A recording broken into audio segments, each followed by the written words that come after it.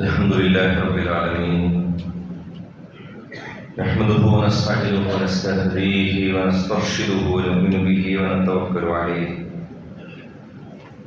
ونعوذ بالله تعالى من شرور أنفسنا ومن سيئات أعمالنا من يهده الله فلا مضل له ومن يضلل فلن تجد له وليا مرشدا وأشهد أن لا إله إلا الله وحده لا شريك له وأشهد أن سيدنا وأسوتنا وحبيبنا محمدا عبده ورسوله أرسله بالهدى ودين الحق ليظهره على الدين كله ولو كره المشركون اللهم صل على محمد وعلى آل محمد كما صليت على إبراهيم وعلى آل إبراهيم وبارك على محمد وعلى آل محمد كما باركت على إبراهيم وعلى آل إبراهيم في العالمين إنك حميد مجيد. أما بعد فإن أصدق الحديث كلام الله وأصدق الهدي هدي محمد صلى الله عليه وسلم وشر الأمور محدثاتها وكل محدثة بدعة وكل بدعة ضلالة وكل ضلالة في النار. عباد الله وإماء الله أوصيكم وإياي أولا بتقوى الله. يا أيها الذين آمنوا اتقوا الله حق تقاته ولا تموتن إلا وأنتم مسلمون. أعوذ بالله السميع العليم من الشيطان الرجيم. بسم الله الرحمن الرحيم. وإن كنتم على سفر ولم تجدوا كاتبا فرهان مقبوضة فإن أمن بعضكم بعضا فليؤدي الذي اؤتمن أمانته وليتق الله ربه ولا تكتموا الشهادة ومن يكتمها فإنه آثم قلبه والله بما تعملون عليم. صدق الله. സ്നേഹാദരണീയരായ വിശ്വാസികളെ സഹോദരി സഹോദരന്മാരെ, രഹസ്യവും പരസ്യവുമായ ജീവിതത്തിൻ്റെ ചെറുതും വലുതുമായ എല്ലാ മേഖലകളിലും അല്ലാഹു സുബ്ഹാനഹു വ തആലയോട് തഖ്വയുള്ളവരായി സൂക്ഷ്മതയുള്ളവരായി ജീവിതം നയിക്കണമെന്ന് എന്നെയും നിങ്ങൾ ഓരോരുത്തരെയും ഉണർത്തുകയാണ്, വസിയത്ത് ചെയ്യുകയാണ്. പടച്ചതമ്പുരാന്റെ ഇഷ്ടദാസന്മാരുടെ കൂട്ടത്തിൽ നമ്മൾ ഉൾപ്പെടുത്തി അനുഗ്രഹിക്കുമാറാകട്ടെ. സാമ്പത്തിക രംഗത്ത് വിശ്വാസിയുടെ പ്രത്യേകിച്ചും കടമിടപാടുകളുമായി ബന്ധപ്പെട്ട കാര്യമാണ് കഴിഞ്ഞ ഖുത്ബയിൽ നമ്മൾ സൂചിപ്പിച്ചത്. അതുമായി നേരിട്ട് തന്നെ ബന്ധമുള്ള മറ്റൊരു അനുബന്ധ വിഷയം, പ്രത്യേകിച്ച് നമ്മുടെ നാട്ടിൽ കടം എന്നുള്ളത് മനുഷ്യർ തമ്മിൽ അങ്ങോട്ടും ഇങ്ങോട്ടും കൊടുക്കുന്ന ഒരു ഏർപ്പാട്, അതല്ലെങ്കിൽ പതിവ് രീതിയിൽ നമ്മൾ ലോണിന് അപേക്ഷിച്ച് ബാങ്കിൽ നിന്ന് എടുക്കുന്ന നമ്മുടെ ഒരു രീതി എന്നുള്ളതിന് പകരം ഈ അടുത്ത കാലത്ത് കൂടുതലായി നമ്മൾ കാണുന്ന ഒരു പ്രവണതയാണ് ക്രെഡിറ്റ് കാർഡുമായി ബന്ധപ്പെട്ടൊരു വിഷയമാണ്. പറയുന്നത് ഒരു കാർഡാണ്, എല്ലാവരുടെ കയ്യിലും ഉണ്ടാവും. ഡെബിറ്റും ക്രെഡിറ്റും രണ്ട് രീതിയിലുള്ള കാർഡുകൾ ഉണ്ടാവും.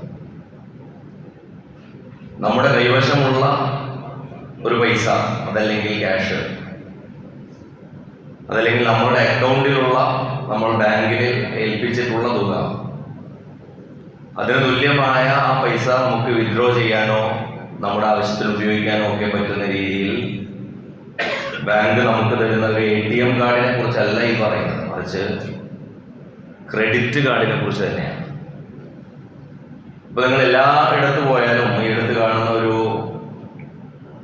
സ്വാഭാവിക പ്രതിഭാസമാണ്. നിങ്ങളൊരു പെട്രോൾ പമ്പിൽ പോയാലും, നിങ്ങളൊരു മാളിലേക്ക് പ്രവേശിച്ചാലും, അതല്ലെങ്കിൽ കുറച്ചാളുകൾ കൂടുന്നൊരു ജംഗ്ഷനിലൊന്ന് നിങ്ങൾ കുറച്ച് നേരം നിന്നാലൊക്കെ ബാങ്കിൻ്റെ ആൾക്കാർ വന്നിട്ട് ഇങ്ങനെ ചോദിക്കും, നിങ്ങൾക്ക് ഒരു ക്രെഡിറ്റ് കാർഡ് ഉണ്ടോ എന്ന് ചോദിക്കും. ഒരു ക്രെഡിറ്റ് കാർഡ് എടുത്തുകൂടെ എന്ന് ചോദിക്കും. അപ്പം നമുക്ക് അവർക്ക് നമ്മളോട് ഭയങ്കര സ്നേഹമുള്ളത് കൊണ്ട് ഒരു ക്രെഡിറ്റ് കാർഡ് കിട്ടിയാൽ സുഖമാണ്. ഒരു 1.5 ലക്ഷം രൂപ 2 ലക്ഷം രൂപ നമുക്ക് നമ്മളുടെ ഒരു ആവശ്യത്തിന് ഒരു മാസത്തോളം ഉപയോഗിക്കാൻ പറ്റാവുന്ന രീതിയിലാണ് അവരുടെ എല്ലാ ഓഫറുകളും ഉണ്ടാവുക. അപ്പൊ ഇത് ചോദിക്കുക പൈസക്ക് ആവശ്യമുള്ളവരെക്കാൾ കൂടുതൽ കുറച്ചൊക്കെ സാമ്പത്തികമായി കഴിവുണ്ട്, തിരിച്ചടവിന് ശേഷിയുണ്ട്, കുഴപ്പമില്ലാത്തൊരു ജോലിയൊക്കെ ഇയാൾക്ക് ഉണ്ട് എന്ന് കരുതപ്പെടുന്ന ആളുകളോടാണ് ചെന്ന് ചോദിക്കുക. ചില ആളുകൾ സ്വയം നിലയ്ക്കത് അപേക്ഷിക്കുന്നവരുമുണ്ട്. ക്രെഡിറ്റ് കാർഡിന്റെ പരിധി ഉയർത്തി തരണം എന്നൊക്കെ പറഞ്ഞ് ആവശ്യപ്പെടുന്നവരുണ്ട്. കുറച്ചു പേർക്കെങ്കിലും ഇതാ നിങ്ങൾ ക്രെഡിറ്റ് കാർഡിന് അർഹമായിരിക്കുന്നു എന്ന് പറഞ്ഞ് നിങ്ങൾ ആവശ്യപ്പെട്ടില്ലെങ്കിലും നിങ്ങളുടെ വീട്ടിലേക്ക് ഒരു ക്രെഡിറ്റ് കാർഡ് ബാങ്ക് അയച്ചു തരികയും ചെയ്യും. അങ്ങനെ കിട്ടിയ ക്രെഡിറ്റ് കാർഡായിരിക്കും ഇന്നിപ്പോൾ നമ്മുടെ പലരുടെയും പേഴ്സിലിരിക്കുന്ന ക്രെഡിറ്റ് കാർഡ്. അപ്പൊ നമ്മളിത് ആദ്യം മനസ്സിലാക്കേണ്ട ഒരു സംഗതി, ദുനിയാവിൽ ആരും മറ്റൊരാളോട് ഭയങ്കര സ്നേഹമുള്ളതുകൊണ്ട് ചെയ്യുന്ന പരിപാടിയൊന്നും അല്ല ഇത്. നിങ്ങളോട് വല്ലാത്തൊരു സ്നേഹം കൂടിയിട്ട് ബാങ്കുകാർ ക്രെഡിറ്റ് കാർഡ് നിങ്ങൾക്ക് അയച്ചു തരുന്നതല്ല. അതൊരു ബിസിനസ്സാണ്. ഫിനാൻസ് മേഖലയിൽ പ്രത്യേകിച്ചും ബാങ്കിങ് എന്നുള്ളത് അത് നിലനിൽക്കുന്ന അതിൻ്റെ ഒരുപാട് ഫിനാൻസ് ടൂളുകൾ, സാമ്പത്തിക ഉപകരണങ്ങൾ, അതിൽ അവരെ സംബന്ധിച്ചിടത്തോളം വളരെ അവർ മോശമല്ലാത്തതായി കരുതുന്ന ഒരു ടൂളാണ് ക്രെഡിറ്റ് കാർഡുകൾ ആളുകൾ കൊണ്ട് എടുപ്പിക്കുക എന്നുള്ളത്. ആ ക്രെഡിറ്റ് കാർഡ് ഒരാൾ ഉപയോഗിക്കാവുന്ന അടക്കാവുന്ന ഒരു ഫീസിന്റെ, അതല്ലെങ്കിൽ കൊടുക്കേണ്ടുന്ന ഒരു പണത്തിന് പകരമായി, അതല്ലെങ്കിൽ വാങ്ങിക്കേണ്ടുന്ന ഒരു സാധനത്തിന്റെ ക്യാഷിന് പകരമായിട്ട് ഇത് നിങ്ങളുടെ കയ്യിൽ ഇല്ലെങ്കിലും ഒരു മാസം വരേക്കും, ഒരു 20 ദിവസമോ 30 ദിവസം വരേക്കും ബാങ്ക് അങ്ങോട്ട് കൊടുക്കും. നമുക്ക് അറിയുന്ന ആളുകളെ സംബന്ധിച്ച് ഇതൊക്കെ ഞാൻ പറയുന്നതിനേക്കാൾ വിസ്തരിച്ചറിയാം. ഇതറിയാത്ത ആളുകളുണ്ടെങ്കിൽ അതിനെക്കുറിച്ച് അതിൻ്റെ പിന്നാമ്പുറങ്ങൾ മനസ്സിലാക്കുന്നതിന് വേണ്ടിയിട്ടാണ് ഇതിങ്ങനെ പറയുന്നത്. കാരണം നമ്മൾ സാധാരണ കൈവായ്പയായിട്ട് കൊടുക്കുന്ന ചെറിയൊരു പൈസയുടെ കടത്തെക്കുറിച്ചും വായ്പയെക്കുറിച്ചും ഒക്കെ നമ്മൾ പറഞ്ഞിട്ട് ലക്ഷക്കണക്കിന് രൂപ നമ്മൾ അറിയാതെ നമ്മൾ ഇടപെട്ടുകൊണ്ടിരിക്കുന്ന മേഖലയിൽ നമ്മൾ ക്രെഡിറ്റ് കാർഡിലൂടെ ചെയ്തുകൊണ്ടിരിക്കുന്ന ചില കാര്യങ്ങൾ നമ്മുടെ ഒരു വിഷയത്തിലേക്ക് വന്നിട്ടില്ലെങ്കിൽ നമുക്ക് ഈ തവക്കുലും സ്വബറും തക്കുവയൊക്കെ കുത്തുവയ്ക്കാൻ വളരെ സുഖമായിരിക്കും. ഇങ്ങനത്തെ വിഷയങ്ങൾ കേൾക്കുമ്പോൾ ഇത് നമ്മുടെ നേരിട്ടുള്ള വിഷയമാണല്ലോ, നമ്മളുടെ ദൈനംദിന ജീവിതവുമായി ബന്ധപ്പെട്ടൊരു വിഷയമാണ്. അപ്പൊ അത്തരം കാര്യങ്ങളിലേക്ക് ഇത് ചേർത്ത് വെക്കണം. ഏതെങ്കിലും ആളുകൾക്ക് അക്കാര്യത്തിൽ വല്ല അശ്രദ്ധയോ അവഗണനയോ തെറ്റിദ്ധാരണയോ സംഭവിച്ചിട്ടുണ്ടെങ്കിൽ അവരത് പരിഹരിക്കണം എന്നുള്ള വിഷയത്തിലാണ് ഇക്കാര്യം പറയുന്നത്. അതായത് ക്രെഡിറ്റ് കാർഡ് പ്രത്യേകിച്ചും ആരുടെ പേരിലാണോ ഈ അക്കൗണ്ട് ഉള്ളത്, ഇടപാട് നൽകാൻ അവരെ അനുമതി നൽകിയിട്ടുള്ളത്, അത്രയും തുക അവർക്ക് ബാങ്ക് ഒരു നിശ്ചിത സമയത്തിന് കൊടുക്കുന്ന ഒരു ഏർപ്പാടാണ്. ഈ ഏർപ്പാട് സ്വാഭാവികമായും നമ്മൾ എല്ലാ സംഗതിക്കും, ലോകത്തുള്ള എല്ലാ സംഗതിക്കും നമ്മൾ ഒപ്പിട്ട് കൊടുക്കുന്നത് പോലെ നമ്മൾ അക്നോളജ് ചെയ്തു കൊടുക്കുക എന്ന് പറയുന്ന ഒരു സംഗതിയിൽ നമ്മൾ ഒപ്പിടുന്നു. ഐ അഗ്രി എന്ന് പറഞ്ഞ് ഇപ്പോൾ പുതിയ കാലത്ത് ഏത് സംഗതിയിലും നമ്മൾ ഐ അഗ്രി എന്ന് പറഞ്ഞ്, ഇപ്പോൾ യുവാക്കളാണെന്നുണ്ടെങ്കിൽ കുറച്ചുകൂടി അവർക്ക് മനസ്സിലാകും. എല്ലാ രേഖയിലും അവസാനം ഒരു 2-3 പേജൊക്കെ വായിക്കാനുള്ളത് കൊണ്ട് അതൊന്നും വായിക്കാതെ അവസാനം ഒരു ക്ലിക്ക് ചെയ്യുന്നത് ഒരു ഐ അഗ്രി, ഞാൻ ഓക്കെ ആണെന്ന് പറഞ്ഞ് അങ്ങോട്ട് അയച്ചു കൊടുക്കും. ഇതിന്റെ പിന്നാമ്പുറങ്ങൾ കാണാതെയാണ്. പ്രത്യേകിച്ചും ക്രെഡിറ്റ് കാർഡുമായി ബന്ധപ്പെട്ട വിഷയത്തിൽ ഈ നൽകപ്പെട്ട സമയം, പ്രത്യേകിച്ചും അത് എഴുതിയിരിക്കുന്നത് ഈ 30 ദിവസമോ 20 ദിവസമോ ഇങ്ങനെ നിർണയിക്കപ്പെട്ട ഈ അവധി, ഇതിൽ നിങ്ങൾക്ക് തിരിച്ചടക്കാൻ പറ്റിയിട്ടില്ലെങ്കിൽ മുൻകൂട്ടി നിശ്ചയിക്കപ്പെട്ട ഒരു പലിശ അതിനുണ്ട്. മുൻകൂട്ടി നിശ്ചയിക്കപ്പെട്ട ഒരു പലിശ ഉണ്ട് എന്ന് മാത്രമല്ല, അതിൻ്റെ അവധി കൂടുന്നതിനനുസരിച്ച് ആ പലിശയുടെ പിഴപ്പലിശയായും കൂട്ടുപലിശയായിട്ടും അത് കൂടുന്നുണ്ട്. അപ്പൊ നമ്മളറിയാതെ ഇപ്പുറത്ത് ഇത് ഉപയോഗിക്കുന്നുണ്ടാകും. പക്ഷെ നമ്മൾ മനസ്സിലാക്കേണ്ടത്, നിങ്ങൾക്കൊരു 20 ദിവസത്തിന് ഇത്ര ഞങ്ങൾ പൈസ തരാം. കാരണം നിങ്ങളുടെ കയ്യിലുള്ള പൈസ നിങ്ങൾ ചെലവഴിപ്പിക്കുക, അതല്ലെങ്കിൽ നിങ്ങളെ എന്തും, പുതിയ കാലത്ത് അങ്ങനെയാണ്, നമ്മൾ ഏത് സൈറ്റിൽ കയറിയാലും അവർ നിങ്ങളോട് പറയുക, നിങ്ങളിപ്പോൾ 1 രൂപ തന്ന് ഈ സാധനം വാങ്ങിച്ചു. ₹1 വന്നാൽ നിങ്ങൾക്ക് എന്ത് ചെയ്യാം? ഈ TV ആയിട്ട് പോകാം. കേൾക്കുമ്പോൾ രസമുള്ള കാര്യം, ₹1 വന്നാൽ TV ആയിട്ട് പോകാം. പക്ഷെ 29ാമത്തെ ദിവസം നിങ്ങൾ ഇതിന്റെ അടവ് തുടങ്ങണമെന്നാണ് പറഞ്ഞതിനർത്ഥം. എവിടെയായാലും EMI ആണ്. അപ്പൊ കയ്യിൽ പൈസ ഇല്ലെങ്കിൽ കുഴപ്പമില്ല, നിങ്ങൾ ഈ ക്രെഡിറ്റ് കാർഡ് ഉപയോഗിച്ചോളൂ. എന്നല്ല, ഈ ക്രെഡിറ്റ് കാർഡ് ഉപയോഗിക്കുന്നവർക്ക് 10% ഞങ്ങൾ എക്സ്ട്രാ തരും. അപ്പോൾ നമ്മൾ മാർക്കറ്റിൽ നിന്ന് സാധാരണ വാങ്ങിക്കുന്നതിനേക്കാൾ കൂടുതൽ ഒരു 10% ഒരു ഫ്രിഡ്ജ് വാങ്ങിക്കുമ്പോഴോ വാഷിംഗ് മെഷീൻ വാങ്ങിക്കുമ്പോഴൊക്കെ കൂടുതൽ കിട്ടുന്നു എന്ന് പറയുമ്പോൾ നമ്മുടെ സുഹൃത്തുക്കൾ പരസ്പരം, നിന്റെ അടുത്ത് ക്രെഡിറ്റ് കാർഡ് ഉണ്ടോ, നിന്റെ അടുത്ത് SBIയുടെ ക്രെഡിറ്റ് കാർഡ് ഉണ്ടോ, HDFCയുടെ ക്രെഡിറ്റ് കാർഡ് ഉണ്ടോ, ബാങ്കുകളൊന്നും ഇതിന് പ്രശ്നമല്ല, എല്ലാ ബാങ്കുകളുടെയും ക്രെഡിറ്റ് കാർഡുകളുണ്ട്. ഇത് അങ്ങോട്ടും ഇങ്ങോട്ടും ഓരോ ഓഫറുകളും തങ്ങളുടെ ക്രെഡിറ്റ് കാർഡുകളെ കൂടുതലായി പരിചയപ്പെടുത്താൻ ബാങ്കുകൾ പറയുന്ന ഈ ക്രെഡിറ്റ് കാർഡ് അതുമായി ബന്ധപ്പെട്ട ഓഫറുകൾ ആഘോഷിച്ച് സാധനങ്ങൾ വാങ്ങിക്കുന്ന ഒരു പ്രവണത പൊതുവിൽ നമ്മളുടെ ഒരു മെന്റാലിറ്റിയിൽ നിന്നുണ്ട്. നമ്മളുടെ ഒരു ക്യാഷ് നമ്മൾ കയ്യിൽ കൈകാര്യം ചെയ്യുമ്പോൾ ഉണ്ടാകുന്ന ഒരു സൂക്ഷ്മത, അത് പുതിയ കാലത്ത് ഒരു ഡിജിറ്റൽ കറൻസി, ഇപ്പൊ നമ്മൾ ഗൂഗിൾ പേ ഉപയോഗിക്കുന്നവരാണ്, ഫോൺ പേ ഉപയോഗിക്കുന്നവരാണ്. ഈ ഡിജിറ്റൽ കറൻസി ഉപയോഗിക്കുമ്പോൾ തന്നെ നമുക്കിത് അനുഭവവേദ്യമാകുന്നില്ല എന്നുള്ളത് കൊണ്ട് നമ്മൾ ഇങ്ങനെ കൊടുക്കുമ്പോൾ അതല്ലെങ്കിൽ പർച്ചേസ് ചെയ്യുമ്പോൾ ഇതിന്റെ ഒരു കനം നമുക്ക് മനസ്സിലാവുന്നില്ല. പക്ഷെ അതെന്തായാലും നമ്മുടെ കയ്യിലുള്ള പൈസയാണ് കൊടുക്കുന്നത് എന്നെങ്കിലും നമുക്ക് സമാധാനിക്കാം. ഈ ഗൂഗിൾ പേയുടെ കാര്യത്തിലായാലും ഫോൺ പേയുടെ കാര്യത്തിലായാലും അതൊക്കെ ഒരു സർവീസ് മേഖലയാണ്. പക്ഷെ നമ്മളുടെ കയ്യിലില്ലാത്തൊരു പൈസ നിങ്ങളിപ്പോൾ തൽക്കാലം നിങ്ങൾ ഇതിനകത്ത് ക്രെഡിറ്റ് കാർഡിന് കൊടുത്തോളൂ എന്നുള്ളത്, നിങ്ങൾ കടം വാങ്ങി ഇത് എങ്ങനെയെങ്കിലും സ്വന്തമാക്കൂ, നിങ്ങളൊരു 30 ദിവസത്തിന് ശേഷമല്ലേ നിങ്ങൾ കടവ് തുടങ്ങേണ്ടത് എന്നുള്ള ഈ ഒരു പ്രതീതി പുതിയ കാലത്തെ വിപണിയുടെ ചതിയാണ്. നിങ്ങളുടെ വരവും ചെലവും ഒത്തുനോക്കുന്നതുമായി ബന്ധപ്പെട്ട വിഷയങ്ങളിലെ പ്രശ്നമാണ്. അതിനേക്കാൾ വലിയൊരു ചതി, അതല്ലെങ്കിൽ ഇസ്ലാമികമായി ഇത് ഒത്തുപോകാത്തത്, ഇത് തിരിച്ചടവ് 1 ദിവസം വൈകിയാൽ ഞാൻ പലിശ തരാമെന്നുള്ള വകുപ്പിൽ നിങ്ങൾ ഒപ്പിട്ടുകൊണ്ട്, അതല്ലെങ്കിൽ പുതിയ കാലത്ത് ഒപ്പിന് വലിയ പ്രസക്തിയൊന്നുമില്ല, ഡിജിറ്റൽ ഒപ്പുകളുടെ കാലമാണ്. നിങ്ങൾ ബാങ്കുമായി നേരിട്ട് ഈ ക്രെഡിറ്റ് കാർഡ് വാങ്ങിക്കുന്നതോടുകൂടി നിങ്ങൾ ആ ഉടമ്പടിയിലാണ്. അപ്പൊ ഇതിന് കാരണമായി പണ്ഡിതന്മാർ പറയുന്ന ഒരു കാരണം, ഇതിൽ ചില പ്രകടമായ നിഷിദ്ധങ്ങളുണ്ട്. അതിലൊന്ന്, ഇടപാടിൽ സുവ്യക്തമായ രൂപത്തിൽ തന്നെ തിരിച്ചടവ് വൈകുന്ന പക്ഷം ബാങ്കുകൾ നൽകുന്ന കടത്തിന് ഇത്ര പലിശ നൽകണമെന്ന് ക്ലോസ് വെക്കാത്ത ഒരു ക്രെഡിറ്റ് കാർഡുമില്ല. അന്താരാഷ്ട്ര പണ്ഡിത ഫിഖ് വേദികളും ഇന്ത്യയിലെ തന്നെ പണ്ഡിത ഫിഖ് വേദികളുടെ ഒക്കെ ഏകോപിച്ച അഭിപ്രായമാണ്. അതായത് ഇത്ര ദിവസം, ഈ 20 ദിവസത്തിന്, ഈ 30 ദിവസം കഴിഞ്ഞാൽ ഞാൻ പലിശ തരാം എന്ന് പറയുന്ന ഒരു ക്ലോസിൽ നിങ്ങൾ ഒപ്പിട്ട് കൊടുത്തുകൊണ്ടാണ് ഇതിലേക്ക് നിങ്ങൾ കിടക്കുന്നത്. ഇതാണ് ഇതിലെ പ്രകടമായ ഒരു നിഷിദ്ധം. രണ്ടാമത്തേത്, ഇത് വാർഷിക ഫീസ് എന്നുള്ള രീതിയിലാണ് എന്ന് ചില ആളുകൾ പറയാറുണ്ട്. അതിനെയും അന്താരാഷ്ട്ര പണ്ഡിത ഫിഖ് വേദികൾ, നമ്മൾ ഈ അന്താരാഷ്ട്ര പണ്ഡിത ഫിഖ് വേദികൾ എന്ന് പറയുമ്പോൾ ഏതൊക്കെയോ കുറച്ച് മൊല്ലാക്കാർ ഇരിക്കുന്ന വേദി എന്നൊന്നും കരുതണ്ട. എല്ലാ ഇസ്ലാമിക് ഡെവലപ്മെന്റ് ബാങ്കുകൾ, അതുപോലെ തന്നെ വ്യത്യസ്തമായ ഈ ഇസ്ലാമിക് ബാങ്കുകൾ, ലോകത്തുള്ള വ്യത്യസ്തമായ ഫിനാൻസ് വിശാരദന്മാർ, അതോടൊപ്പമുള്ള ഫഖീഹുകൾ, ഇവരൊക്കെ ചേർന്നുകൊണ്ടുള്ള ഫത്വകളാണ്.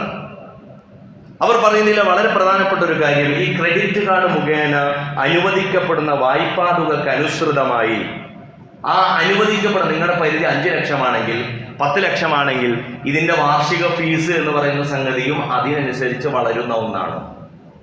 അതല്ലാതെ നിങ്ങൾക്ക് 1 ലക്ഷം രൂപ തരുമ്പോൾ അതേ ഷർത്തും ഫർളുമല്ല 10 ലക്ഷം അതിന്റെ പരിധിയായി നിശ്ചയിക്കപ്പെടുന്ന വേറൊരു ക്രെഡിറ്റ് കാർഡിന് ഉണ്ടാവുക. അതുകൊണ്ട് തന്നെ അതിനെ വിശദീകരിച്ചുകൊണ്ട് അവർ പറയുന്നു, ഇത് പലിശയുമായി സമാനത വെച്ച് പുലർത്തുന്നു, അല്ലെങ്കിൽ ഇതൊരു ഫിക്സഡ് ആയ ഇൻട്രസ്റ്റ് എമൗണ്ട് ആണ് എന്നും നമുക്ക് പറയാം എന്ന് പറയുന്നു. അപ്പൊ നമ്മുടെ കയ്യിലുള്ള കാർഡുകൾ നമ്മളെങ്ങനെ ഉപയോഗിക്കും? അതൊരു ഡെയിലി ബേസിലുള്ള ഡെബിറ്റ് കാർഡോ ക്രെഡിറ്റ് കാർഡോ എന്നുള്ള രീതിയിൽ നമ്മൾ നോക്കാതെ ഉപയോഗിക്കുന്നവരായിരിക്കും. അപ്പൊ ഈ കാർഡ് ഉപയോഗത്തെക്കുറിച്ച് പണ്ഡിതന്മാർ അതിനെക്കുറിച്ച് പറയുന്നത്, നിങ്ങൾക്ക് ഈ കാർഡ് ഉപയോഗിക്കണമെന്ന് തന്നെ കരുതുക. അങ്ങനെയാണെങ്കിൽ ഈ കാർഡ് നിങ്ങളുടെ അക്കൗണ്ടിലുള്ള തുകയുടെ താഴെ മാത്രമേ നിങ്ങൾക്ക് എന്ത് ചെയ്യാൻ പറ്റുള്ളൂ. നിങ്ങളുടെ അക്കൗണ്ടിൽ 1 ലക്ഷം 1.5 ലക്ഷം രൂപയുണ്ട്, നിങ്ങൾക്കൊരു 10,000 രൂപ ഈ കാർഡ് ഉപയോഗിച്ച് ട്രാൻസാക്ഷൻ നടത്തണം, അങ്ങനെയെങ്കിൽ ആ ട്രാൻസാക്ഷൻ നടത്താം എന്നുള്ള അനുമതി മാത്രമാണ് അതിന് നൽകപ്പെടുന്നത്. ഇങ്ങനെയുള്ള ക്ലോസുകളും മറ്റുമൊക്കെ ഉള്ളത് കൊണ്ട് നിങ്ങളുടെ കയ്യിലുള്ള പണം ഉപയോഗപ്പെടുത്തി നിങ്ങൾ തന്നെ ചെയ്യുന്ന പർച്ചേസുകളാണ് നല്ലത്. പക്ഷേ ഏതെങ്കിലും ഒരു കുടുങ്ങിയ സാഹചര്യത്തിൽ നിങ്ങളുടെ കയ്യിൽ പൈസ ഇല്ല, പക്ഷെ നിങ്ങളുടെ അക്കൗണ്ടിൽ പൈസയുണ്ട്, ഈ കാർഡാണ് നിങ്ങളുടെ കയ്യിലുള്ളത്, നിങ്ങളുടെ അക്കൗണ്ടിലുള്ള 1,00,000 രൂപ അവിടെ ഉണ്ടെങ്കിൽ സ്വാഭാവികമായിട്ടും നിങ്ങൾക്ക് ഇത് വൈകുന്ന പ്രശ്നമില്ല, നിങ്ങൾക്ക് തിരിച്ചടവ് കൂടുതൽ കൊടുക്കേണ്ടുന്ന പ്രശ്നമില്ല. അങ്ങനെയുള്ള സ്ഥലത്ത് മാത്രം അനിവാര്യമെങ്കിൽ ഉപയോഗിക്കാവുന്ന ഒരു അനുമതിയാണ് ഇസ്ലാമിക ലോകത്തെ പണ്ഡിതന്മാർ ഇതിന് നൽകിയിരിക്കുന്നത് എന്ന് നമ്മൾ കടം അതുപോലെ തന്നെ വായ്പ എന്നൊക്കെ ഇങ്ങനെ പറഞ്ഞു പോകുമ്പോൾ അക്കൂട്ടത്തിൽ അറിയാതെ തന്നെ നമ്മൾ എപ്പോഴും ഇങ്ങനെ പാമ്പർ ചെയ്തു പോകുന്ന ഒരു കടമായതുകൊണ്ട് ഈ ക്രെഡിറ്റ് കാർഡിന്റെ വിഷയം ഇതിൽ കൂട്ടത്തിൽ കഴിഞ്ഞ കടവുമായി ബന്ധപ്പെട്ട വിഷയം സൂചിപ്പിച്ചു എന്നേ ഉള്ളൂ. കടവുമായി ബന്ധപ്പെട്ട് വരുന്ന വളരെ പ്രധാനപ്പെട്ട മറ്റൊരു ഭാഗം പണയം. ക്രെഡിറ്റ് കാർഡ് കഴിഞ്ഞ നമ്മുടെ ഖുത്ബയുടെ വിഷയം തന്നെയാണ്, പക്ഷെ അതിൽ സമയം തികയാത്തതുകൊണ്ട് ഈ ആഴ്ചത്തെ ഖുത്ബയിലേക്ക് ചേർത്ത് പറഞ്ഞു തന്നെ. അപ്പൊ ഈ പണയവുമായി ബന്ധപ്പെടുത്തി ഇസ്ലാം പറയുന്നത് ഈ ദൈനിന്റെ കടത്തിന്റെ തൊട്ടുടനെയുള്ള ആയത്തിൽ അല്ലാഹ് പറയാണ്, വൈൻ കുന്തും അലാ സഫരിൻ വലം തജിദു കാത്തിബൻ ഫരിഹാനും മഖ്ബൂള. കടമിടപാട് നടത്തുന്ന സമയത്ത് ഇങ്ങനെ എഴുതി വെക്കാനും പിടിക്കാനും ഇതിനുള്ള ഈ എഴുത്തുകാരൻ ഇങ്ങനെയൊന്നും ഇല്ല, ഒരു പശ്ചാത്തലം വരുമ്പോൾ ഇതിനൊരു ഈടായിട്ട് നിങ്ങൾക്ക് എന്ത് ചെയ്യാം? ഫരിഹാനും മഖ്ബൂള, ഒരു പണയ വസ്തു നിങ്ങൾക്ക് സ്വീകരിക്കാം. എന്നല്ല റസൂലുള്ളാഹി സ്വല്ലല്ലാഹു അലൈഹി വസല്ലമയെ കുറിച്ച് ബുഖാരി മുസ്ലിമും ഉദ്ധരിക്കുന്ന ഹദീസിൽ കാണാൻ സാധിക്കും. ആയിഷ ബീബി റളിയല്ലാഹു അൻഹ പറയാണ്, പ്രവാചകൻ സ്വല്ലല്ലാഹു അലൈഹി വസല്ലം ഒരു സമയത്ത് ഒരു ജൂതനിൽ നിന്ന് ഭക്ഷണം വാങ്ങി. അതിന് പകരമായി റസൂലുള്ളാഹി സ്വല്ലല്ലാഹു അലൈഹി വസല്ലം ഇരുമ്പിന്റെ പടയങ്കി എന്തായി കൊടുത്തു? പണയമായി ഏൽപ്പിച്ചു. അതായത് ഭാവിയിൽ ആ ഭക്ഷണം തിരിച്ചു കൊടുക്കാം എന്നുള്ളതിന്റെ ഉറപ്പ് ഇപ്പോൾ പടയങ്കിയായി തൻ്റെ കൈവശമുള്ള ഒരു വസ്തു, പടയങ്കി തിന്നാൻ പറ്റില്ലല്ലോ. അപ്പോൾ വസ്തുക്കളുടെ മൂല്യം കൈമാറ്റം ചെയ്യപ്പെടുന്നത് ഇപ്പോഴുള്ള ഒരു ആവശ്യത്തെ മുൻനിർത്തിയിട്ടാകുമ്പോൾ അതിനിടയിൽ ഒരു വസ്തു വരും. അതാണ് നമ്മുടെ പണയ വസ്തു എന്ന് പറയുന്നത്. ഇത് സൂചിപ്പിക്കാനുള്ളൊരു കാരണം, ഈ പണയ വ്യവസ്ഥക്ക് പലവിധ പ്രയോജനങ്ങളുണ്ട്. ഈ പണയ വ്യവസ്ഥ ഉണ്ടാകുമ്പോൾ പ്രയോജനങ്ങളുണ്ട്, ബുദ്ധിമുട്ടുകളുണ്ട്. ആ ബുദ്ധിമുട്ടും അതേപോലെ തന്നെ പറയേണ്ടതാണ്. മനുഷ്യർ തമ്മിലുള്ള ചെറിയ ഇടപാടുകൾക്ക് പോലും നമ്മളിങ്ങനെ പണയം ചോദിക്കാൻ നിന്നാൽ പണയം കൊടുക്കാൻ പോലും കയ്യിലില്ലാത്ത ഒരാളെ സംബന്ധിച്ചിടത്തോളം കടം കിട്ടുക എന്നുള്ളത് ബുദ്ധിമുട്ടായി. ഇത് നമ്മുടെ ആളുകൾ ആലോചിക്കേണ്ട ഒരു കാര്യമാണ്. എല്ലാ കടത്തിലും പണയം വാങ്ങിക്കണമെന്ന് നിർബന്ധവുമില്ല കേട്ടോ, ഇസ്ലാമികമായി തന്നെയാണ് പറയുന്നത്. അതായത് ഒരു മനുഷ്യനെ സംബന്ധിച്ചിടത്തോളം അത്യാവശ്യത്തിന് വരുമ്പോൾ അയാളുടെ കയ്യിൽ പണയവസ്തു ഇല്ല എന്ന് കരുതി അയാൾക്ക് കടം നിഷേധിക്കപ്പെടുന്ന അവസ്ഥയുണ്ടാകരുത്. നിങ്ങൾക്ക് പരസ്പരം അറിയുകയും അയാൾ അർഹനാണെന്ന് നിങ്ങൾക്ക് ബോധ്യപ്പെടുകയും ചെയ്യുന്ന ഒരു സാഹചര്യത്തിൽ അത്തരത്തിൽ കടം കൊടുക്കണം. പക്ഷെ അതേസമയം ആളുകൾ ലക്കും ലഗാനുമില്ലാതെ കടം വാങ്ങിക്കുന്ന പ്രവണതയിൽ നിന്ന് രക്ഷപ്പെടുന്നതിന് ഈ കടം കൊടുക്കുന്ന ആൾക്ക് എന്തെങ്കിലും ഒരു കയ്യിലെന്തോ ഒരു സംഗതി വേണമല്ലോ. അതുകൊണ്ട് ഇസ്ലാം അനുവദിച്ച സംഗതിയാണ് ഈ പണയ വസ്തു എന്ന് പറയുന്നത്. അതുപോലെ തന്നെ ആവശ്യക്കാരന് കാര്യങ്ങൾ നിർവഹിക്കാൻ പണം ലഭ്യമാകും. അതോടൊപ്പം തന്നെ വായ്പാദാതാവിന് മൂലധനത്തിന് മേലൊരു ഉറപ്പ് കിട്ടും. ഇതാണ് അതിലെ രണ്ടാമത്തെ ഗുണം എന്ന് പറയുന്നത്. അതുപോലെ തന്നെ കടം വീട്ടാൻ കഴിവുണ്ടായിട്ടും ചില ആളുകൾ അത് മുതലാക്കിയിട്ട് അവാന്തം കാണിക്കും. ഇങ്ങനെ അത് വീട്ടേണ്ടതൊന്നുമില്ല എന്ന് കരുതുന്ന ആളെ സംബന്ധിച്ചിടത്തോളം കടം വേഗം തിരിച്ചടയ്ക്കാൻ വേണ്ടിയിട്ടുള്ള ഒരു നല്ലൊരു ഏർപ്പാടാണ് ഇപ്പുറത്തൊരു പണയം സ്വീകരിക്കുക എന്നുള്ളത്. ഇതൊക്കെ ഇസ്ലാമികമായ രീതിയായിട്ട് തന്നെയാണ് പഠിപ്പിക്കപ്പെട്ടത്. അപ്പോൾ നമ്മുടെ നാട്ടിൽ ഒരുപാട് പണയ രീതികളുണ്ട്.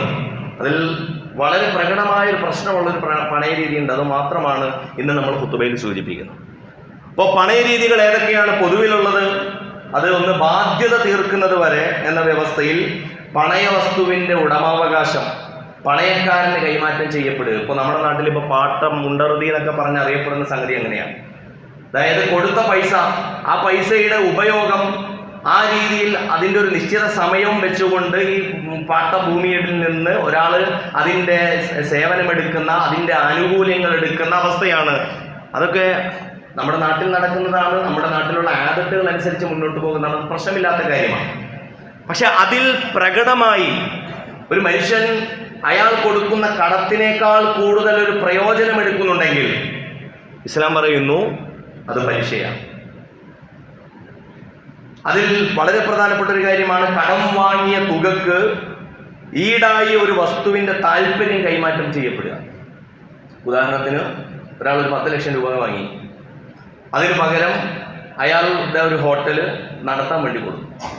10 ലക്ഷം രൂപ കടം വാങ്ങി. അപ്പോൾ ഈ കടത്തിലേക്ക് നമ്മുടെ നാട്ടിൽ ഇപ്പോൾ ഒറ്റി എന്നൊക്കെ പറയുന്ന ഒരു സമ്പ്രദായമാണ്. അയാളുടെ ഈ പൈസ, ഈ ഹോട്ടലിൽ നിന്ന് കിട്ടുന്ന വരുമാനം അയാൾ വേറൊരാൾക്ക് കൊടുക്കുകയും അതിൽ നിന്ന് കിട്ടുന്ന വരുമാനവും അതിൻ്റെ ഒരു ഇൻകമും ഒക്കെ ഈ കടത്തിലേക്ക് വരവ് വെച്ചുകൊണ്ട് ഈ കടം തീർക്കുന്ന രീതിയാണ്. അത് നമ്മുടെ നാട്ടിൽ പ്രചാരത്തിലുള്ള മറ്റൊരു രീതിയാണ്.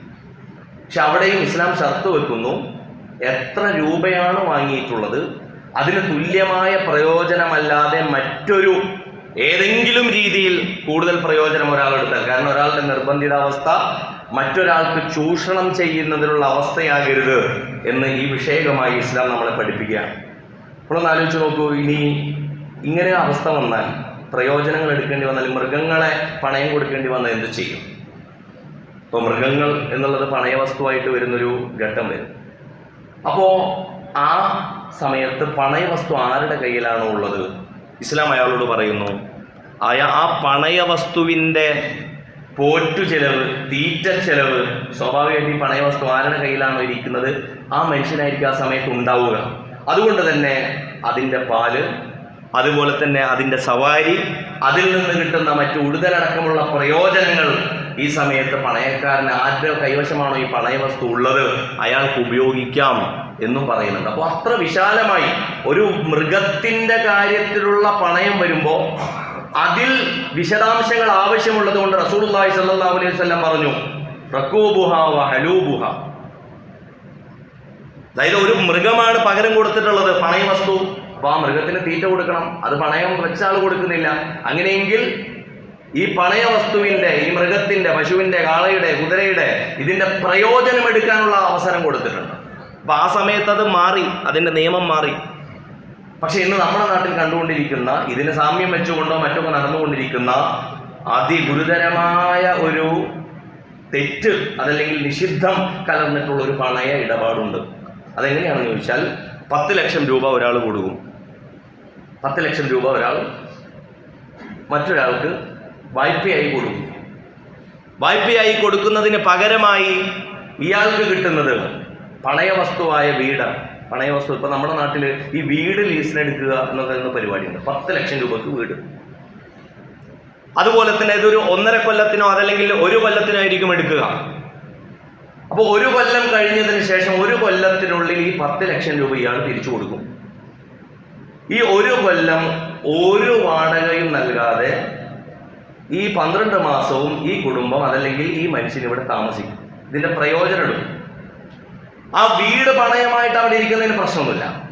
പക്ഷെ അവിടെ താമസിക്കുന്ന മറ്റൊരു സ്ഥലത്ത് താമസിച്ചിരുന്നുവെങ്കിൽ 10,000 രൂപ വാടക കൊടുക്കണമായിരുന്നു, 5,000 രൂപ വാടക കൊടുക്കണമായിരുന്നു. അതിന് പകരം ഇപ്പം അയാൾ ഇവിടെ താമസിക്കുകയാണ്. ഫലത്തിൽ ഇയാൾ 1,20,000 രൂപ പലിശ വാങ്ങിച്ചതിന് സമാനം. മാസം 10,000 രൂപ വാടക കിട്ടും. അതിൽ ഇസ്ലാം പറയുന്നു ഇത് പ്രയോജനമെടുത്ത ഒരു കടമാണ്.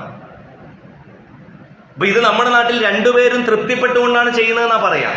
കാരണം ഇയാൾക്ക് എങ്ങനെയെങ്കിലും ഒരു 10 ലക്ഷം വേണം, അതുകൊണ്ട് ഇപ്പൊ തൽക്കാലം കയ്യിലുള്ള എന്തു കൊടുക്കാൻ ഇയാൾ തയ്യാറാണ്. അതുകൊണ്ടൊരു നിഷിദ്ധമല്ലാതാകിയിരിക്കില്ല. ഏറ്റവും ചുരുങ്ങിയത് ഒരാളുടെ നിവൃത്തികേട് കൊണ്ട് ഒരാൾ പണയം വെക്കുന്നതാണ്. അങ്ങനെയെങ്കിൽ ഇവർ തമ്മിൽ ഏറ്റവും ചുരുങ്ങിയത് ഒരു വാടക കരാറെങ്കിലും, അത് അവർക്ക് പരസ്പരം പൊരുത്തപ്പെടാവുന്ന ഒരു വാടകയെങ്കിലും വെച്ചുകൊണ്ട് മാത്രമേ, ഇയാൾ ഈ 12 മാസം ആ വീട്ടിൽ കയറി താമസിക്കുന്നുണ്ടെങ്കിൽ ഈ പൈസ ഇയാൾക്ക് തിരിച്ചു കിട്ടുന്നു എന്നുള്ളതോടൊപ്പം തന്നെ ഇയാൾക്ക് കൊടുക്കാനുള്ള ഒരു വാടക ഈ സമയാസമയങ്ങളിൽ കൊടുക്കുകയും ചെയ്യണം എന്നുള്ളതാണ് ഇസ്ലാം നമ്മളോട് പറയുന്നത്. അതായത് പണയവുമായി ബന്ധപ്പെട്ട്, കടവുമായി ബന്ധപ്പെടുത്ത് എന്താണോ കുല്ലു ഖർളിൻ ജൽ യജ്ലിബു മൻഫഅ ഫഹുവ റിബ. റസൂലുള്ളാഹി സ്വല്ലല്ലാഹു അലൈഹി വസല്ലം പറയാം, സ്വന്തമായി എന്തെങ്കിലും പ്രയോജനം നേടിയെടുക്കുന്ന എന്ത് കടമിടപാടുകളുണ്ടോ ഫഹുവ റിബ, അത് റിബയാണ്, പലിശയാണ്.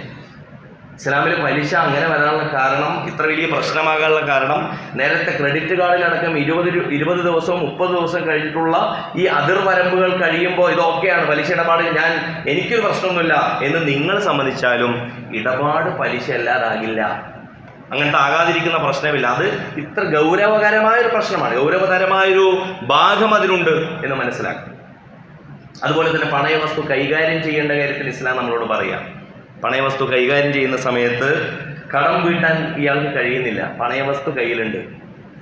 അപ്പോൾ എന്ത് ചെയ്യണം? ഇയാൾക്ക് കടം വീട്ടാൻ കഴിയൂല എന്നങ്ങോട്ട് തോന്നി ആദ്യ ദിവസം തന്നെ കൊണ്ടുപോയിട്ട് വിൽക്കാനൊന്നും പറ്റൂല. ഇസ്ലാം പറയുന്നത് അയാൾക്കൊരു അവധി കൊടുക്കണം. എങ്ങനെയെങ്കിലും ഒരാൾക്ക്, ഇപ്പൊ നമ്മുടെ നാട്ടിൽ എങ്ങനെയെങ്കിലും ഒരു മനുഷ്യനെ ചൂഷണം ചെയ്യുക എന്നുള്ള രീതിയിൽ ഒരു പണയവസ്തു, കടം തന്ന ആള് കടം തിരിച്ചടച്ചില്ലെങ്കിലും കുഴപ്പമൊന്നുമില്ല, എൻ്റെ കയ്യിലുള്ള ഈ പണയവസ്തു എങ്ങനെയെങ്കിലും വിറ്റ് എനിക്ക് എടുക്കാം എന്ന് കരുതുന്ന ഇസ്ലാം പറയുന്നു അതിനൊക്കെ ഒരു സാവകാശമുണ്ട്. ആദ്യം നിങ്ങൾ എന്ത് ചെയ്യണം? ഫനദിറത്തുനില മൈസറ, ഒരു സമയം, കുറച്ചുകൂടി സമയം അയാൾ കൊടുക്കുക. നിങ്ങളുടെ കയ്യിൽ ഈ വസ്തു ഉണ്ടല്ലോ, അത് കഴിഞ്ഞതിന് ശേഷം നിങ്ങൾ ആ വ്യക്തിയോടാണ് ആവശ്യപ്പെടുന്നത്, നിങ്ങളല്ല വെക്കേണ്ടത്. നമ്മുടെ കയ്യിലുള്ളൊരു പണയ വസ്തു ഉണ്ടെന്നുണ്ടെങ്കിൽ അയാൾ പണയം വെച്ചിരിക്കുന്നു, കടം തിരിച്ചു തരാൻ പറ്റുന്നില്ല, അങ്ങനെയെങ്കിൽ അയാളോടാണ് പറയേണ്ടത് വിൽക്കാൻ. അതല്ലാതെ നമുക്ക് ഇഷ്ടമുള്ള വിലക്ക് ഞാൻ നിങ്ങൾ 10 ലക്ഷം രൂപ ഞാൻ വേണമെങ്കിൽ അത് 10.5 എടുത്തോളാം എന്ന് പറയല്ല. അയാൾക്ക് പരമാവധി, ഏത് മനുഷ്യനാണോ പ്രയാസത്തിലുള്ളത് അയാൾക്ക് പരമാവധി ഉപകാരം കിട്ടുന്ന രീതിയിൽ അത് വിൽക്കപ്പെടുകയാണ്. നമ്മുടെ നാട്ടിൽ പൊതുവിൽ ഒരു മനുഷ്യനായിട്ട് പാപ്പരായാൽ അയാൾക്ക് ഉള്ള വസ്തു പിന്നെ ചവിട്ടിയെടുക്കാൻ ആൾക്കാർ നോക്കുക, അല്ലേ? ഒരാൾക്ക് ആകെ കൂടി ഒരു വീടേ ഉള്ളൂ, എന്തു വന്നാലും അയാൾക്കത് വിൽക്കേണ്ടി വരും. അങ്ങനെയെങ്കിൽ നാട്ടുകാരും അതല്ലെങ്കിൽ അയാളുടെ അയൽവാസി പോലും അയാൾക്ക് 20 ലക്ഷം രൂപയുടെ ഒരു വീടും പറമ്പുവാണെന്നുണ്ടെങ്കിൽ ഇപ്പൊ 15-നും കിട്ടും എന്നുണ്ടെന്നുണ്ടെങ്കിൽ അയാളെ വീണ് കിടക്കുന്നവരെ ഒന്നും കൂടി ചവിട്ടല്ല വേണ്ടത്, ഏറ്റവും ചുരുങ്ങിയത് അയാളോട് നീതി നൽകുന്ന കൺവെൻഷണൽ ബാങ്കിങ്ങിൽ നിന്ന്, സമകാലിക സാമ്പത്തിക അവസ്ഥയിൽ നിന്ന് ഇസ്ലാം എവിടെയാണ് വ്യത്യാസപ്പെടുന്നതെന്ന് പ്രിയപ്പെട്ടവരെ ഇസ്ലാമിക സാമ്പത്തിക വ്യവസ്ഥയുമായി ബന്ധപ്പെടുത്തി നമ്മൾ ലോകത്തോട് പറയേണ്ടതുണ്ട്. ഇത് അതിന് തന്നെയും പിന്നീട് കോടതി മുഖാന്തരമുള്ള നടപടികളൊക്കെയാണ് ഒരു ഇസ്ലാമിക ഗവൺമെന്റിൽ പറയുന്നത്, അതല്ലാതെ നമ്മൾ സ്വയം നൽകി കൈകാര്യം ചെയ്യുന്നതിനെ കുറിച്ചല്ല. അതായത് പറഞ്ഞതിൻ്റെ ചുരുക്കം, ഈ വായ്പയാകട്ടെ കടമാകട്ടെ അതിൽ പണയവസ്തുക്കളുടെ സാന്നിധ്യമാകട്ടെ, ഇവിടെ എല്ലായിടത്തും ഇസ്ലാം പറയുന്നത് ചൂഷണരഹിതമായ, മനുഷ്യർ തമ്മിലുള്ള പരസ്പരമുള്ള ഉറപ്പ്, വിശ്വാസം ഇതൊക്കെ ഉണ്ടാകണം. അതോടൊപ്പം തന്നെ ഒരാൾക്ക് സാമ്പത്തികമായ അഭിവൃദ്ധി ഉണ്ട് എന്നുള്ളത് മറ്റൊരാൾക്ക് മേൽ അധീശത്വം സ്ഥാപിക്കാനോ മറ്റൊരാളിൽ നിന്ന് കൂടുതൽ ഒരു പ്രയോജനം നേടിയെടുക്കാനുള്ള അവസരമായി ഒരു മനുഷ്യൻ പോലും അതിന് ഉപയോഗപ്പെടുത്തരുത് എന്നുള്ള ഇതിൻ്റെ സൂക്ഷ്മതയാണ്. നമുക്കിടയിലുള്ള, നമ്മൾ ചിലപ്പോൾ പ്രാക്ടീസൊക്കെ ചെയ്യുന്നുണ്ടാവും ചില ആളുകളെങ്കിലും, ഞാൻ ചോദിക്കുന്ന ചില സുഹൃത്തുക്കളൊക്കെ അത് ചെയ്യുന്നുണ്ട്. അതുകൊണ്ടാണ് ഈ വിഷയം ഇങ്ങനെ പറയേണ്ടി വരുന്നത്. ഈ ക്രെഡിറ്റ് കാർഡ് ഉപയോഗിക്കുക എന്നുള്ളതിന് ലക്കും ലഗാനും ഇല്ലാതെ എന്ത് കണ്ടാലും വാങ്ങിക്കുക. ഈ അടുത്ത ഒരാൾ ഇങ്ങനെ ഒരു തൂക്കുന്ന വെയിങ് മെഷീൻ വാങ്ങിച്ചേക്കുന്നു. എന്തിനാണിത് വാങ്ങിച്ചതെന്ന് ചോദിച്ചാൽ ആൾ പറയാം ഒന്നുമില്ല, വെറുതെ കണ്ടപ്പോൾ വാങ്ങിച്ചു, ഒന്ന് ഇടയ്ക്കിടയ്ക്ക് ഒന്ന് തൂക്കം നോക്കാനെന്നുള്ള ആളുടെ ആഗ്രഹമാണ്. പക്ഷെ ഇങ്ങനെ ഫ്ലിപ്കാർട്ടിലൂടെ ആമസോണിലൂടെ നോക്കിയപ്പോൾ ഇപ്പം അങ്ങോട്ട് വാങ്ങിച്ചാൽ ഒരു ഓഫർ ഉണ്ട്, 799 ഉള്ളത് ഇപ്പം 499. അപ്പോൾ ഉടനെ തന്നെ ആയിട്ട് വാങ്ങിക്കുകയാണ്. ഇത് വാങ്ങിക്കുന്നതിന് മുമ്പ് ഇത് വേറൊരു സംഗതിയാണ്, പർച്ചേസിങ് മെന്റാലിറ്റിയുമായി ബന്ധപ്പെട്ട സംഗതി. നമുക്കിതൊക്കെ തോന്നുന്നു വളരെ സിമ്പിളായൊരു കാര്യമല്ല. പക്ഷെ ഇസ്ലാം അതിനടക്കം നമ്മളോട് പല കുല്ലൽ ബസ്ത് എന്ന് പറഞ്ഞത്, നിങ്ങൾ എന്ത് വാങ്ങിക്കുമ്പോൾ അതൊക്കെ ഇങ്ങനെ വാങ്ങിച്ചു കൂട്ടാനുള്ള ഒരു അധികാരം നിങ്ങളുടെ കയ്യിൽ ഏൽപ്പിക്കുന്ന ഒരു സാധനത്തിന്റെ ഭാഗമാണ്, ഒരു സാധനത്തിന്റെ പേരാണ് ഈ പണം എന്ന് തെറ്റിദ്ധരിക്കരുത്. ഇതൊക്കെ ഒരു അമാനത്താണ്. കയ്യിൽ പൈസ ഉള്ള ആളുകൾ അത് സൂക്ഷിച്ചും കണ്ട് ചെലവാക്കണം. അത് അതിൻ്റെതായ, അത് ഇസ്രാഫ് എന്നുള്ള നിലക്കൊന്നുമല്ല. അതിൻ്റെ കുറിച്ച് എന്താണ് നിങ്ങളുടെ ആവശ്യം, എന്താണ് നിങ്ങളുടെ ചെലവ്, എന്താണ് നിങ്ങളുടെ വരവ്. പുതിയ കാലത്ത് നമുക്കിതിനുള്ള സാധ്യത കൂടിയിരിക്കുന്നു. ഒരു ക്ലിക്ക് ചെയ്താൽ നിങ്ങളുടെ സാധനം ഇതാ ഡെലിവറി അവിടെ നിന്ന് പുറപ്പെട്ടിരിക്കുന്നു എന്ന് മെസ്സേജ് അപ്പം തന്നെ വരും. പണ്ടൊക്കെ അങ്ങനെയല്ല. പണ്ട് നിങ്ങൾക്കൊരു സാധനം വാങ്ങിക്കണമെന്നുണ്ടെങ്കിൽ പെരിന്തൽമണ്ണ വന്ന് 2-3 കടയിൽ കയറി അതിൻ്റെ ഗുണനിലവാരമൊക്കെ നോക്കി അതിനൊക്കെ നോക്കിയിട്ട് നമ്മളൊരു സാധനം വാങ്ങിക്കുന്നതിൽ തന്നെ ഒരു ഡിലേ വരും. ആ അവസ്ഥയിൽ നിന്നൊക്കെ മാറി ഇന്ന് കയ്യിൽ ഒരു പൈസ ഇല്ല മനുഷ്യന്മാരുടെ, എന്നാൽ പർച്ചേസിന് ഒരു കുറവുമില്ല. എല്ലാവരുടെയും, പണ്ടൊക്കെ നമ്മുടെ വീട്ടിൽ ആധാരം ഉണ്ടായിരുന്നു, ഇന്നിപ്പോൾ ഒരാളുടെ വീട്ടിൽ ആധാരം ഇല്ലാത്തൊരവസ്ഥയിലാണ്. എല്ലാവരും കാറും ബംഗ്ലാവും സംഗതിയൊക്കെ ഉണ്ട്, ഒരു മനുഷ്യൻ്റെ അടുത്തില്ല. നാട്ടുകാരുടെ ബാങ്കിൻ്റെ വീട്ടിൽ വാടക കൊടുക്കാതെ താമസിക്കുന്നു, വാടകയും കൊടുക്കുന്നുണ്ട്. ഈ EMI ഒക്കെ കൊടുക്കും. 7 ലക്ഷം രൂപ എടുത്ത ആളുകൾ 24 ലക്ഷം 23,50,000 തിരിച്ചടച്ചിട്ടാണ് ഹൗസിംഗ് ലോൺ പൂർത്തിയാക്കുന്നത്. നിങ്ങൾ ആലോചിച്ച് നോക്കണം കേട്ടോ, എത്ര 300% തിരിച്ചടച്ചിട്ടാണ് എൻ്റെ വീട് എങ്ങനെയെങ്കിലും വാടക ഒഴിവാക്കാൻ വേണ്ടിയിട്ട് ഓരോരുത്തർ ചെയ്യുന്നത്. ഇതിനേക്കാൾ വലിയ കെണിയാണ്. ഇതിൻ്റെ ആദ്യത്തെ ഡൗൺ പേയ്മെന്റ് എന്ന് പറയുന്നത് നാട്ടിലെ ഏതെങ്കിലും വിളിച്ച കുറിയുടെ ആദ്യത്തെ മൂപ്പനെ വിളിച്ചിട്ടുണ്ടാവും. ആ കുറി വേറെ അടയ്ക്കണം. അപ്പം അതുകൊണ്ട് മനുഷ്യർ ചെന്ന് ചാടുന്ന കുഴിയുടെ വലുപ്പമെങ്കിലും കുറയ്ക്കാൻ ഇസ്ലാമികമായ ഈ മുന്നുപാധികൾ നമ്മൾ പാലിക്കുന്നത് ഉപകാരപ്പെടും. അള്ളാഹു സുബ്ഹാനഹു വ തആല സാമ്പത്തികമായ സൂക്ഷ്മതയും വെച്ചു പുലർത്തി ജീവിക്കുന്ന സത്യവിശ്വാസികളിൽ നമ്മെ ഉൾപ്പെടുത്തി അനുഗ്രഹിക്കുമാറാകട്ടെ. നമ്മുടെ വീഴ്ചകൾ അള്ളാഹു നമുക്ക് പരിഹരിച്ചു തരുമാറാകട്ടെ. അള്ളാഹു നമ്മുടെ മാതാപിതാക്കളെയും ബന്ധുമിത്രാദികളെയും നമ്മിൽ നിന്ന് മരണപ്പെട്ടു പോയവരെയും അള്ളാഹു അനുഗ്രഹിക്കുമാറാകട്ടെ. അവരെയും നമ്മയും അവൻ്റെ ജന്നാത്തുൽ ഫിർദൗസിൽ ഒരുമിച്ച് കൂട്ടുമാറാകട്ടെ.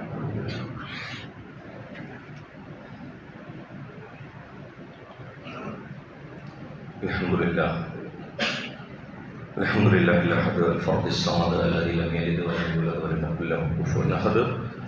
اللهم صل وسلم وبارك على رسولك محمد وعلى آل محمد كما صليت وسلمت وباركت على إبراهيم وعلى آل إبراهيم في العالمين إنك حميد مجيد. عباد الله وإما الله أوصيكم وإياي ثانيا بتقوى الله. يا أيها الذين آمنوا اتقوا الله حق تقاته ولا تموتن إلا وأنتم مسلمون. اللهم اغفر للمؤمنين والمؤمنات والمسلمين والمسلمات الأحياء منهم والأموات إنك مجيب الدعوات يا قاضي الحاجات. اللهم ربنا آتنا في الدنيا حسنة وفي الآخرة حسنة وقنا عذاب النار. اللهم ربنا ظلمنا أنفسنا وإن لم تغفر لنا وترحمنا لنكونن من الخاسرين. اللهم يا ربنا آت نفوسنا تقواها وزكها أنت خير من زكاها أنت وليها ومولاها. اللهم ربنا آتنا في الدنيا حسنة وفي الآخرة حسنة وقنا عذاب النار. اللهم انصر إخواننا المستضعفين المجاهدين بأرض فلسطين. اللهم انصرهم بنصرك العزيز. اللهم انصرهم بنصرك العزيز. اللهم انصرهم بنصرك العزيز على القوم الكافرين الجبر الكفر الصهاينة يا رب العالمين. اللهم يا ربنا دمر أعداءنا أعداءك أعداء الدين. اللهم زلزل أقدامهم. اللهم هدم حصونهم. اللهم فرق جمعهم يا رب العالمين. اللهم ربنا تقبل منا إنك أنت السميع العليم وتب علينا إنك أنت التواب الرحيم واغفر لنا يا غافر المذنبين وارحمنا بأنواع رحمتك يا أرحم الراحمين. وصلى الله تعالى على خير خلق محمد وآله وصحبه أجمعين. سبحان ربك رب العزة عما يصفون وسلام على المرسلين والحمد لله رب العالمين. قوموا للصلاة.